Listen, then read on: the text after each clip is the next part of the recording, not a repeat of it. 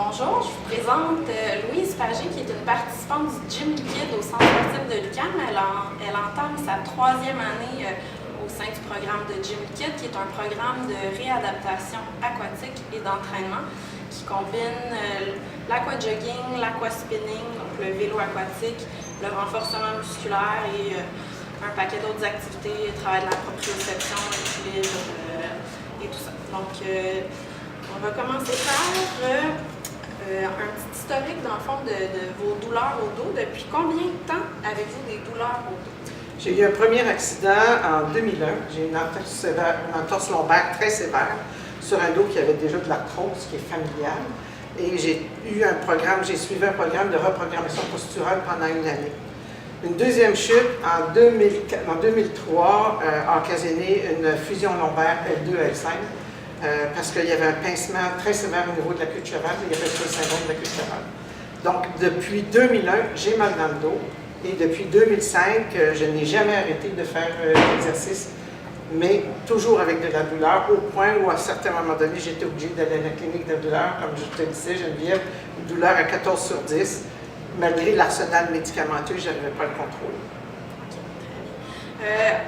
Au quotidien, quelles sont les stratégies que vous utilisez pour gérer la douleur? Il y a eu longtemps le plan médicamenteux parce que ça a été long à trouver l'équilibre. Après 5 ans après la chirurgie, c'était encore très douloureux. Il y a eu la clinique de la douleur. J'ai toujours bougé parce que j'ai toujours pensé que l'exercice m'apportait. Effectivement, j'ai fait du ballon, du stretching, de la natation. Je n'ai jamais arrêté depuis ma chirurgie de faire de l'exercice, mais la douleur était présente. Je dirais que maintenant, pour la première fois cet automne, j'ai pensé réduire la médication et je sens très bien que le Gym Liquide a renforcé la musculature du devant. Et depuis que j'ai commencé ça, je n'ai pas fait d'épisode de crise pour aller à la clinique de douleur. Et non seulement ça, j'ai commencé à réduire la médication de façon assez importante. Excellent. En plus du Gym Liquide, est-ce que vous pratiquez d'autres activités physiques? Je fais de la gymnastique holistique, qui est une sorte de reprogrammation. C'est la théorie de ça, je dirais la philosophie, c'est avec petits mouvements, on fait grand.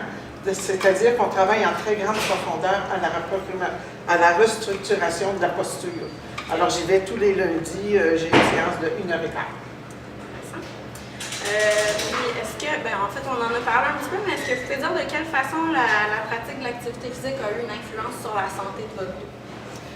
Bien, comme je te disais tantôt, pour que je pense à réduire la médication, puis que j'ai gagné confiance pour le faire, parce que tu perds confiance dans tes moyens, puis la médication souvent devient le sauve qui peut, mais j'ai repris confiance dans mon corps, et ça, c'est pour moi la partie la plus importante.